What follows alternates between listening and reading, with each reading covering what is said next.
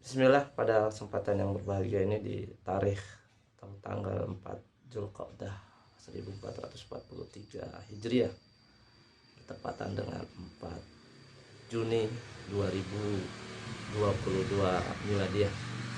Saya Abu Salma, Amir Wilayah Bekasi Raya, Khilafatul Muslimin, ingin mengklarifikasi beberapa hasil pertemuan kami dengan pihak kepolisian, baik kunjungan dari Polda Metro Jaya, baik kunjungan dari Polres Bekasi Kota, Polsek setempat, baik dari Kodim, dari Kodam, ataupun dari pihak-pihak terkait, dan para wartawan baik Tempo, TV One, tim Cyber dan sebagainya.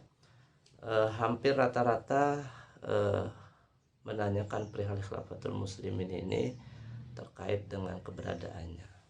Yang pertama, khilafah ini adalah satu ajaran yang harus kita amalkan sebagaimana sholat, dan kita yakini, dan ini adalah bagian daripada keyakinan yang tidak bisa kita pungkiri, adalah harus dilaksanakan sebagaimana sejarah umat Islam terdahulu bersatunya di mana. Nah, hari ini kita meyakini persatuan umat Islam ada di kekhalifahan atau khilafah setelah nubuwah.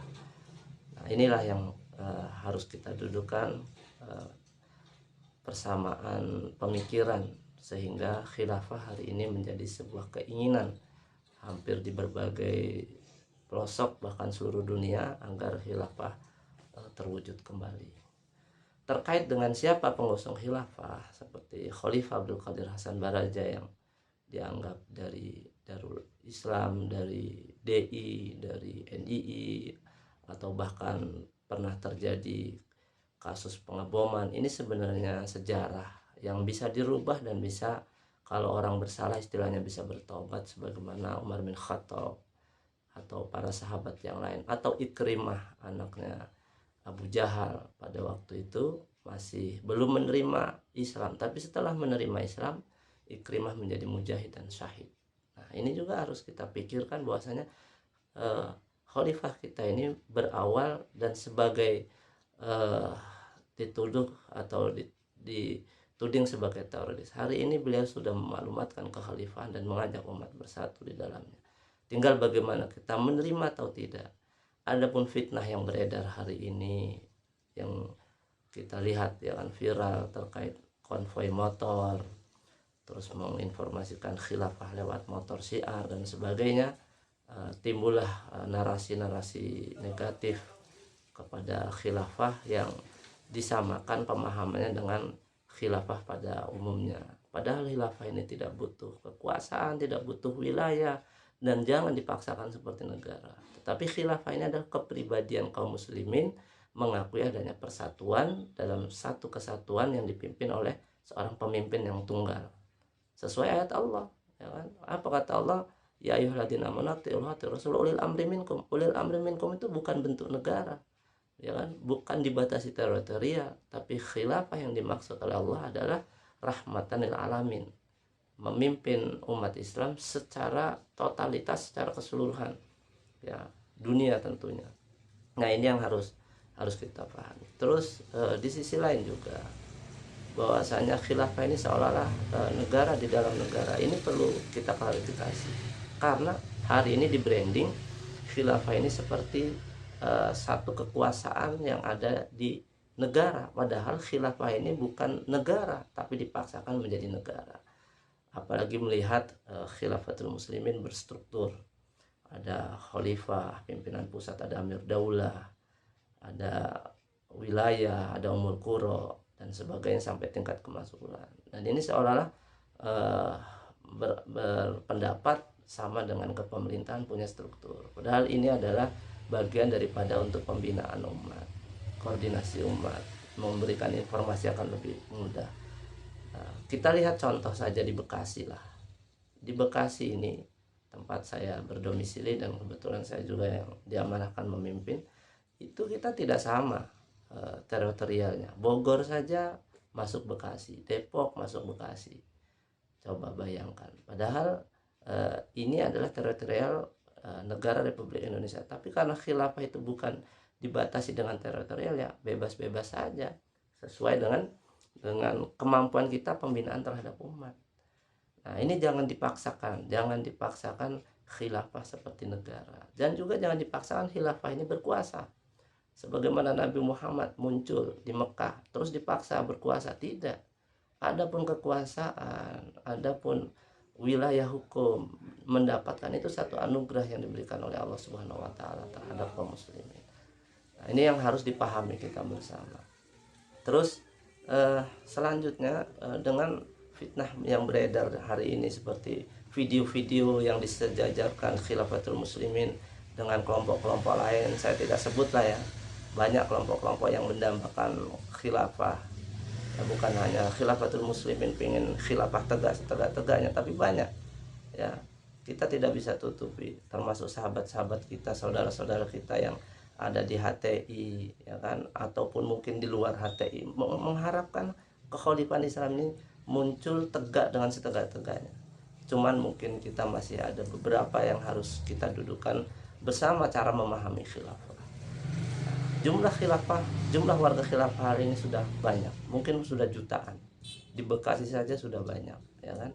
Nah, kita hari ini ingin supaya tetap damai, mencintai NKRI, mencintai negara kita. Salah satu contoh warga khilafatul muslimin mencintai pemimpin yang ada di negeri ini apa buktinya? Ada kenaikan minyak goreng, kita ikut. Ada kenaikan listrik, kita ikut, nggak pernah protes.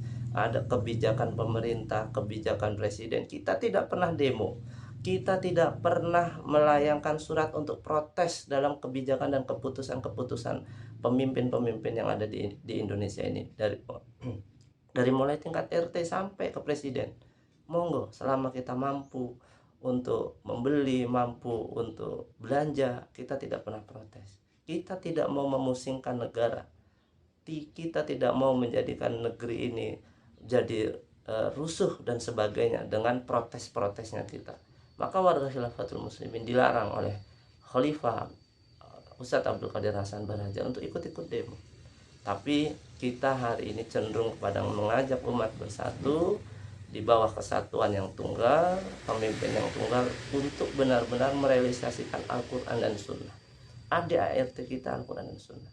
Kenapa kita merealisasikan? Karena ini akan dibawa sampai akhirat, akan dipertanggungjawabkan di hadapan Allah Subhanahu wa taala.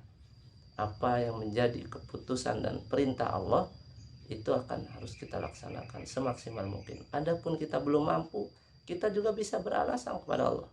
Kemampuan kita hanya ingin memperjuangkan sebatas kemampuan. Sebagaimana hari ini kekhalifahan yang kita perjuangkan belum diterima masyarakat umum, kita juga tidak memaksa. Tapi kita bisa beralasan di hadapan Allah kita sedang memperjuangkannya. Tentu kami juga sebagai manusia biasa lemah dalam segala hal. Tentunya meminta maaf kepada para aparat yang mungkin beberapa hari ini atau beberapa pekan dihadapkan dengan situasi yang viral tentang konvoi motor, ya kan, tentang syiar motor kekhalifahan Islam yang bertuliskan khilafatul muslimin dan ada tulisan la ilaha illallah, la ilaha illallah, dan ada bendera hijau putih di motor. Ini adalah bentuk cinta kita sama Allah, bentuk cinta kita sama Allah supaya kalimat tauhid la ilaha illallah tetap berkibar. Adapun tulisan khilafatul muslimin ini mensyiarkan agar kekhalifahan Islam dikenal oleh masyarakat secara umum. Adapun koordinasi informasi, nah ini saya tekankan kembali. Sahabat-sahabat, teman-teman kepolisian sering ke rumah saya. Saya pun kemarin ke Mabes Polri dan di sana diterima oleh Kasubdit Pak Kombes Dekananto ketika beliau masih menjabat di Mabes Polri.